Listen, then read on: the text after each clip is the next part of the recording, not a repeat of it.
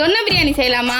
அதுவும் எந்த ஒரு மசாலாவும் யூஸ் பண்ணாம. ஃபர்ஸ்ட் 2 கப் அரிசி எடுத்து 1/4 மணி நேரம் ஊற வச்சுக்கோங்க. அது கூடவே 1 கப் மீல் மேக்கரை தயிர்ல பிணைஞ்சு ஊற வச்சுக்கோங்க. இப்போ இந்த பிரியாணிக்கு பயங்கர டேஸ்ட் கொடுக்கக்கூடிய ஒரு பேஸ்ட் தாங்க நம்ம ரெடி பண்ண போறோம். ஒரு பேன்ல எண்ணெயை ஊத்தி 2 பெரிய வெங்காயம், 4 பச்சை மிளகாய், இஞ்சி பூண்டு, 2 பட்டை, 4 கிராம்பு, 2 ஏலக்காய், கொஞ்சம் மிளகு, 1 கைப்பிடி அளவு புதினா, 1 கைப்பிடி அளவு கொத்தமல்லி எல்லாம் போட்டு எண்ணெயிலே நல்லா வதக்கி ஆறனோடனே அதை அரைச்சு ஒரு பேஸ்டா ரெடி பண்ணி வச்சுக்கோங்க. அடுத்ததா குக்கர்ல தேவையான அளவு எண்ணெய் ஊத்தி 2 ஸ்பூன் நெய் விட்டு ஸ்பைசஸ் வெங்காயம்லாம் ஆட் பண்ணி நல்லா வதக்கிக்கோங்க. அடுத்ததான் நம்ம தயிர்ல ஊற வச்ச மீல் மேக்கரையும் ரெடி பண்ணி வச்ச பேஸ்டையும் சேர்த்து நல்லா கிளறி விட்டுக்கோங்க. லாஸ்டா நம்ம ஊற வச்ச அரிசியை குக்கர்ல போட்டு 2 கப் அரிசிக்கு 4 கப் தண்ணி ஊத்தி தேவையான அளவு உப்பு போட்டு மூடி விட்டுருங்க. நான் அரிசிக்கு நவாப் அக்ஷயா பொன்னி புழுங்க அரிசி தாங்க யூஸ் பண்ணிருக்கேன். இந்த அரிசி ரெகுலர் யூசேஜுக்கு ரொம்பவே நல்லா இருக்கும். இப்ப சூப்பர் ஆஃபரா 26 கிலோ அரிசி வாங்கினீங்கன்னா 1 கிலோ அரிசியை ஃப்ரீயாவே தராங்க. இந்த அரிசி உங்க வீட்டுக்கு பக்கத்துல இருக்க எல்லா கடைகளையுமே அவைலபிளா இருக்கு. சோ செக் பண்ணி வாங்கிக்கோங்க. இப்ப குக்கர்ல 3 விசில் விட்டு விசில் அடங்கினோடனே கடைசியா 1 ஸ்பூன் நெய் விட்டு கிளறி எடுத்தோம்னா மனமான தொன்ன பிரியாணி ரெடி. இதை ஒரு தடவை உங்க வீட்டுல செஞ்சீங்கன்னா திரும்ப திரும்ப செய்ய சொல்லி கேட்பாங்க.